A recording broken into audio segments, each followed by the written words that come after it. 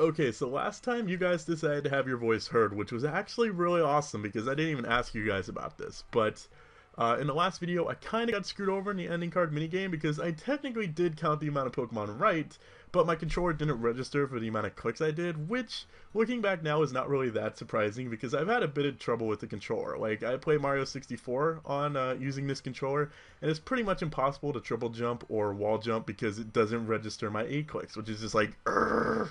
So you guys, without me even saying anything, decided like, you should get a Pokemon anyways. You count it right, and a lot of people said that. So I decided, okay, we'll do it. So at the beginning, right now, this is the beginning. Obviously, we're gonna get one new Pokemon before we go challenge Brock. So who is our newest team member gonna be?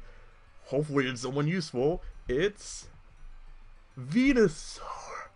Ah, Venusaur. Okay, that's super awesome. Cool Whip is joining the team, guys. Let's get started.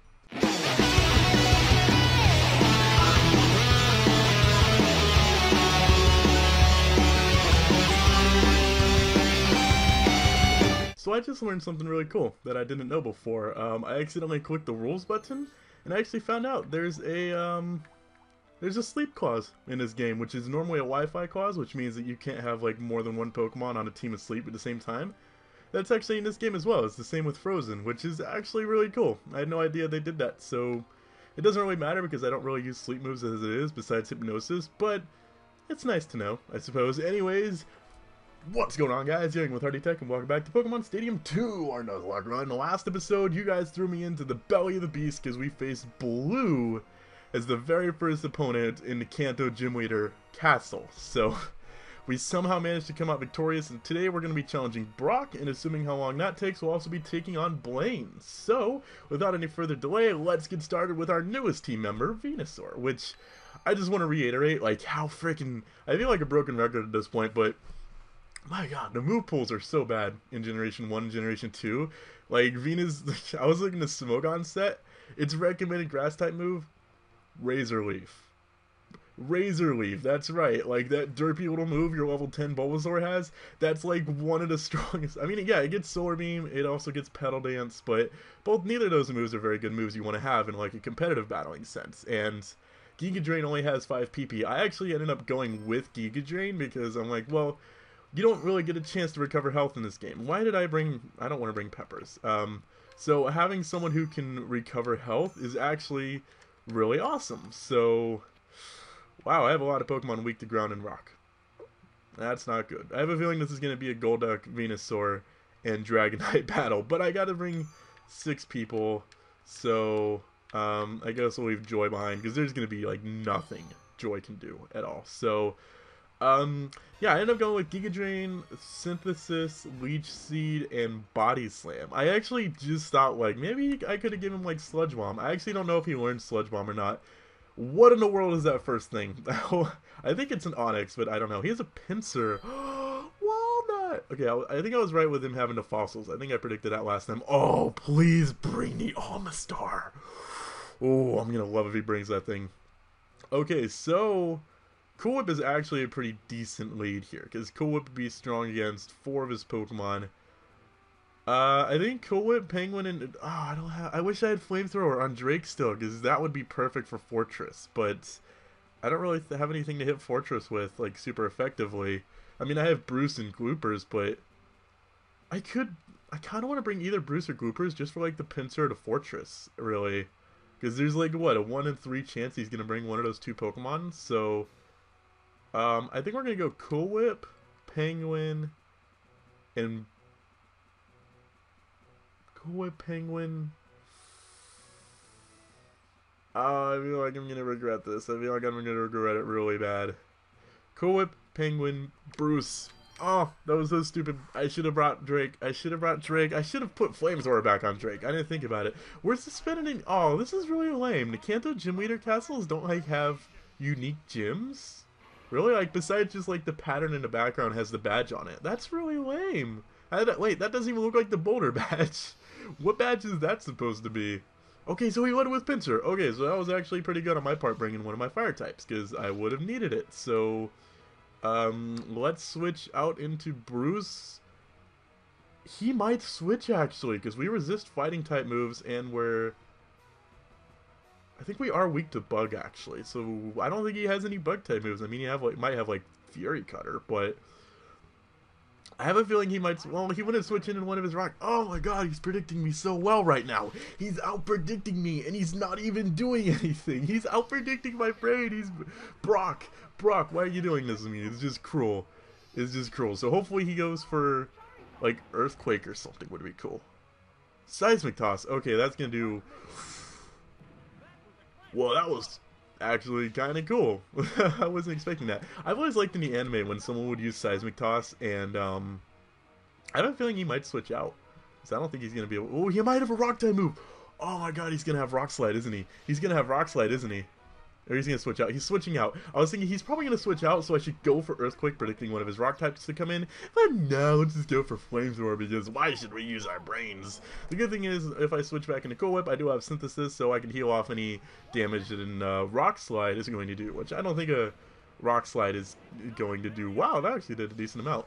I don't think Rock Slide is going to do too much to us. I mean, Cool Whip is really bulky. Venusaurs are nice, big, fat trees. I mean... How do you hurt a tree? Like, unless you hit it with an axe, that should be the only thing Cool Whip is. That should be the only thing that Venusaurs are weak to, is like an axe. Or well, not a hammer. I mean, I don't think you could take down a tree with a hammer. That would be really weird. If you just, like, hit a tree with a hammer and then the tree just falls over. I don't know. But, I just, like, froze. I'm like, what am I doing? I completely forgot. But...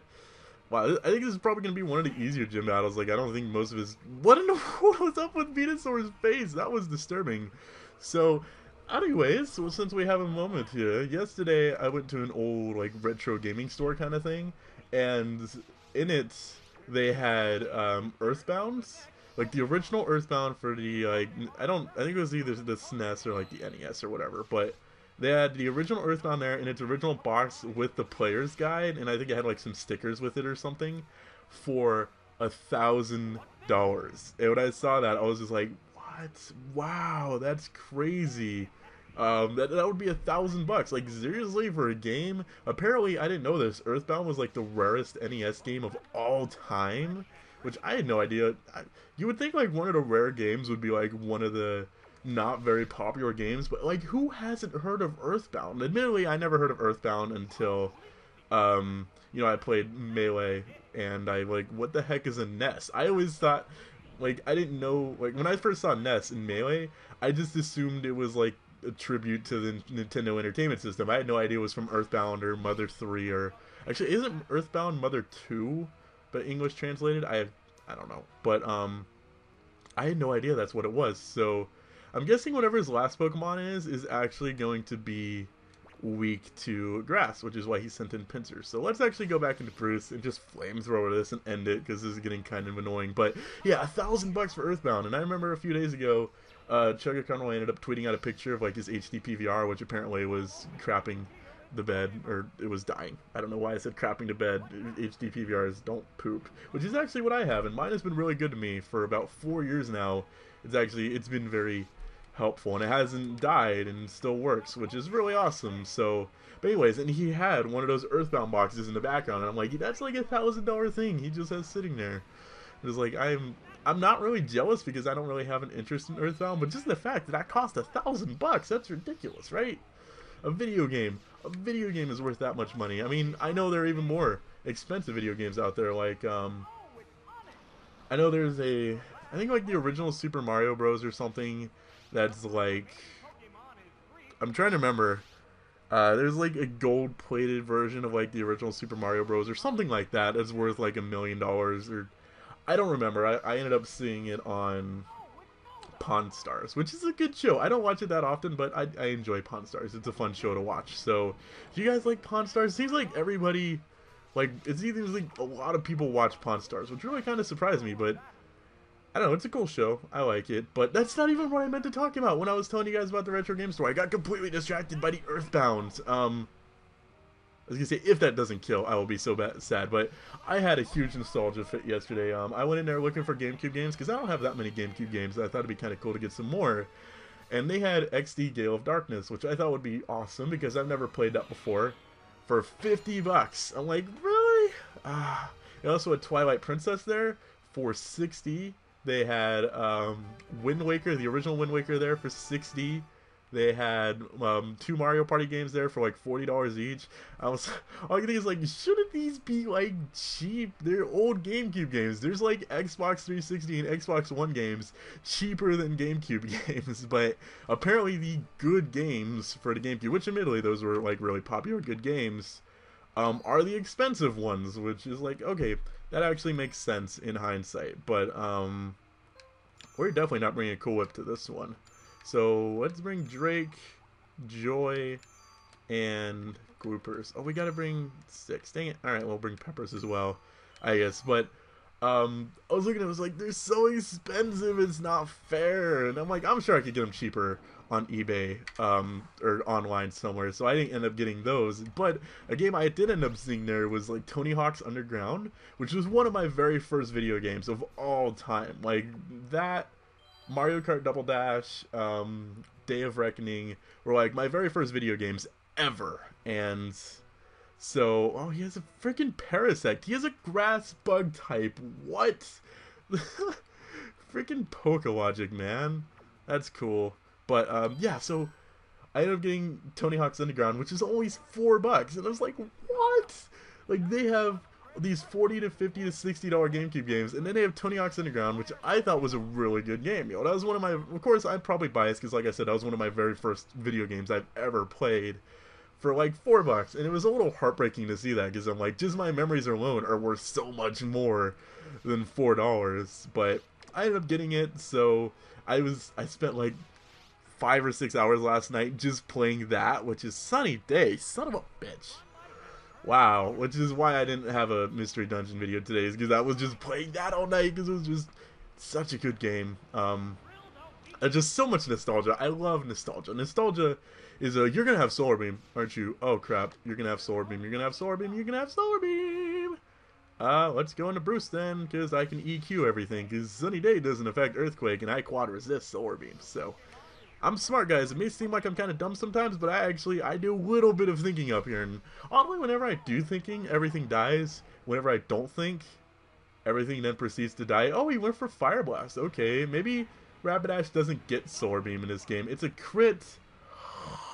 Wow. Okay, the crit with the Sun Boost. That was way more damage than a Rapidash's Fire Blast should have done to a Charizard. But it still didn't even do half, so I was happy. But yes, nostalgia. And I want to ask you guys a question today. So, I know we haven't been doing a question of the days for this series, but I want to ask you guys questions like, what is the most nostalgic gaming moment you've ever had? Like, for me, I was just having such nostalgia. And looking back, playing it last night, I've kind of realized, like, wow, this game is kind of crappy, you know?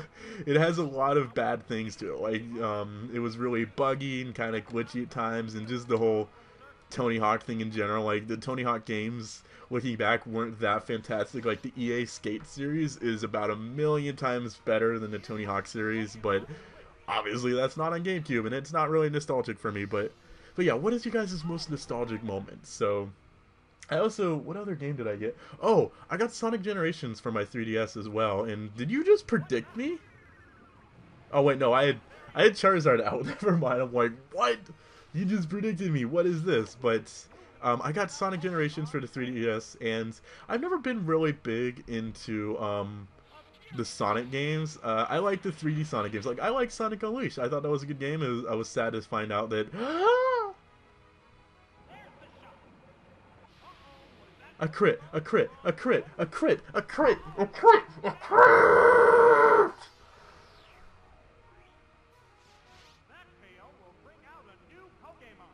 A crit. A crit. A crit. A crit. What? He got a crit. He got a crit. Why? Why did he get a crit? How is that fair? I mean, admittedly, I think I would have lived that if it wasn't a crit, to be honest. I mean, nothing else gets freaking one-shot in this game, so really? A crit? Anyways, I'm normally not a big fan of the Sonic games because I feel like they're too fast paced for me. But I was like, okay, I gotta give it a chance at least. So I decided to get Sonic Generations, and I didn't really like the classic Sonic one at first because I don't like not being able to do homing attacks, and I'm really bad at aiming, and overall I'm not really good at platforming. So it kind of put me in a bad position. But then I actually found out, like, I was starting to have fun with it. Like, I did the very first boss as classic Sonic, and I'm like, okay, this is kind of fun once you get used to it. And then I unlocked a homing attack for classic Sonic. And when I got that, I was just like, ah, it's a miracle! I get the homing attack! So now I'm super excited to play Sonic Generations. I'm having a bit more fun in it. And I've realized, like, whenever I played the Sonic games before, I've always just, like, rushed through it as fast as I can. I'm trying not to do that this time. You know, I gotta use strategy. It's not just all about running through the course as fast as you can. It is technically, I think, like a platformer game. So you gotta sometimes go backwards, or sometimes go up, or sometimes go down. You just gotta go all around. So I was a little excited to try that out. But, last Drake, are you kidding me? A Crit Ice Beam! That is so stupid. That's so stupid. So stupid. But crap. I kind of want to run damage calcs later and see if that would have killed. I don't know if it would have. But the good news is we beat 2 gym leaders, which means we get to go do 2 new mini games. So let's go do that. Okay, so now we actually have done every minigame after this stupid counting one last time, which means we're going to start the rotation again. And since we're going to be doing 2, I'm going to do one I'm good at and one I'm not so good at. So I want to at least give myself a chance to do 1 Pokemon. So the first minigame we're going to be doing is my favorite, Egg Emergency. And I got to redeem myself, because last time I was like, oh, this is my best game, I'm so good at it. And then I just completely failed, and I think I ended up winning, but it still it went so bad because I ended up like just constant Voltorbs when I was trying to brag about like, oh guys, I'm good at this game, I'm fantastic, and then I just turned out to be a huge disappointment. I gotta redeem myself, okay? This is the time. This is Hardy's redemption right here. This is we're going back to Blaze Black. This is a redemption walk now, except this is a redemption mini game walk. Oh, I should have called this a mini game walk. That would have been cool. Although we're also doing a normal Nuzlocke, but I kind of want to do a minigame walk. We should create that. We should like work together. Well, we don't have to work together, but someone should do a minigame walk. Just find a way for that to be possible, where you just like incorporate minigames into a Nuzlocke like we already have. And I'm not getting 100 because I just missed an egg, and now I'm really sad. But I will try to get 99 because my high score is 97. I've never got 100 before. At least on a hard difficulty, and holy crap, I just missed a lot, so I'm not getting 97. But, you know what, as long as I win, I will be happy, because I need something to replace Drake. This is a heartbreak. Wow, we destroyed. Okay, well that's 1 minigame victory, so which minigame should we do next, though? We should do one we lost last time to try to redeem ourselves. So, freaking Dawn Fan one. Oh my god, that was a nightmare. We lost Clear Cut Challenge, and this is one I normally win, so I was really frustrated that I lost this. So we're going to do this one today, so maybe we might actually get 3 new Pokemon in one video, which would actually be pretty awesome. So hopefully we can get like something good to replace Dragonite, otherwise I'll be really sad. But oh my god, was that past the line? Please don't tell me that was past the line. No. Oh, this is going really bad so far. You just got 20 points. 20 points. Oh, this one's really low down. I am not good at this on the hard difficulty. Oh, that was on the line. 20 points. I get 20 points. So the other one's going to get 20 points too as well. Isn't he? Oh, he's not. He's going to 5. Okay, we're in 2nd place. We can turn this around, guys. We're going to win this. I'm going to get my revenge. This is the redemption walk. Here we go. Holy crap, that came down so fast. It actually like shocked me, and I ended up kicking my desk. He got another 20. He got another 20. He got another 20. Okay, we're 15 behind. Where's this one? It's about the middle.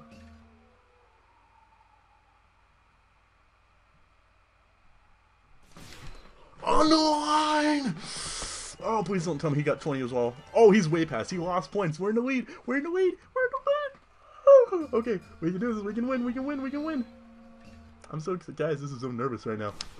Oh my god, we got on the line again. We got on the line again. Did we? Victory is mine. Oh, that felt really good. That felt really good. So let's go get ourselves 2 new Pokemon. I'm so excited right now. You guys have no idea. That was so nerve-wracking That freaking, oh my god, I'm all wound up right now. But our first new Pokemon is going to be no legendaries, man. Okay, whatever. Our first new Pokemon is going to be Grand Bull. You know what? I'm actually really happy about this because I'm doing an X Nuzlocke at the moment, and I had a Grand Bull named Courage, who was super awesome and was destroying everybody, and then he ended up dying to a Cryogonal who surprised me with Flash Cannon. But I'm actually really happy with this because he has like 120 base attack. He's gonna wreck things. So our next newest Pokemon 2 is going to be Ron.